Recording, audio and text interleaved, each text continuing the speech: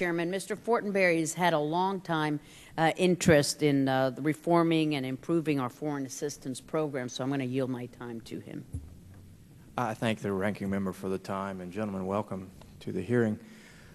I spoke with the former Adjutant General of the Nebraska National Guard a little while back about an idea I had to create what we would call an American Expeditionary Diplomatic Reserve Corps. In other words, to try to rethink the model in which we currently provide foreign assistance to develop surge-type capacity building by tapping into the innovative spirit of Americans who, many people who are in midlife want to do something but are past the point of joining the Foreign Service, don't work for a non-governmental organization that could be contracted with USAID or under contracted with USAID. It's too late to join the Peace Corps. But nonetheless, on a temporary, confined type basis to allow the expertise, whether that's the expertise of a teacher or a farmer or an engineer or a banker, as you mentioned, Mr. McPherson, in terms of your work and the provisional reconstruction teams in Iraq, to allow for a structure like that to tap into this vast reserve of American ingenuity and real desire to participate in a heartfelt desire to participate in a humanitarian outreach in public service through the government. The general warned me, he said, Congressman, if you propose that, be ready to receive a flood of resumes for people who would be very interested in this. Now, we've got a measure that has been, it's my understanding, attached to this Defense Authorization Bill now, but passed this committee, that creates the Civilian Reserve Corps, which I think is going to enhance this capacity building.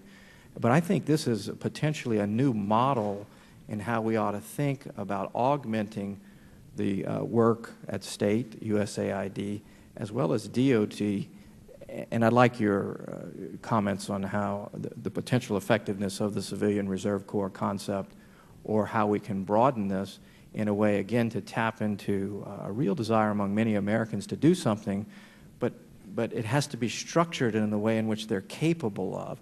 A temporary, under authority, maybe then linked up by technology when they're back in the United States after a 2-week stay in country, again, developing surge-type capacity with experts around the country and allowing people to integrate back into their normal lives, but remaining in partnership as a reserve civil servant, basically.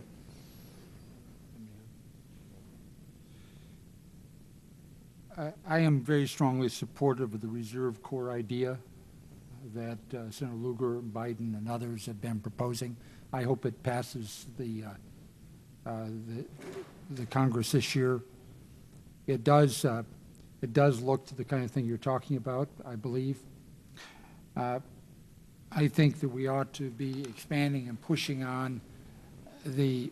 There have been funding over the years and activities with the Executive Corps. There's 2 or 3 organizations like this that send business folks who are retired or may take some time off to work with a tannery in Kenya or something. I also think there's my colleagues and I in the Academy have periodically talked about whether some of our 60-year-old professors might be willing, who may not be as active in research as they once were, but are chemistry or engineering professors, might be willing to staff up some of the South African universities, for example, that need huge staff infusion, particularly technical people. I think it's a complicated set of issues. If you're not careful, it costs too much, and you don't get enough out of it for anybody. But in principle, if you can link need and do it to people, there is, as a Peace Corps volunteer, as a very young man, I very much empathize with the idea that Americans wish to help. If it takes a lot to do it right, but I think there's some real possibilities. Clearly, there's, Mr. Atwood, I don't want to take your time to respond. I've just got a few seconds left. But clearly, there'd have to be some structure here. Of course, people do this already. Universities have exchanges. Other organizations, like the one you mentioned, do. But to really give structure in terms of public service to it, but allow the flexibility for Americans who have this expertise but can't can't go overseas for extended periods of time, but nonetheless could be linked to the partnering countries through the impressive use of technology that we now have available to us, I think is a concept, Mr. Chairman, if we could continue to reflect on, I think would be appropriate. Right, although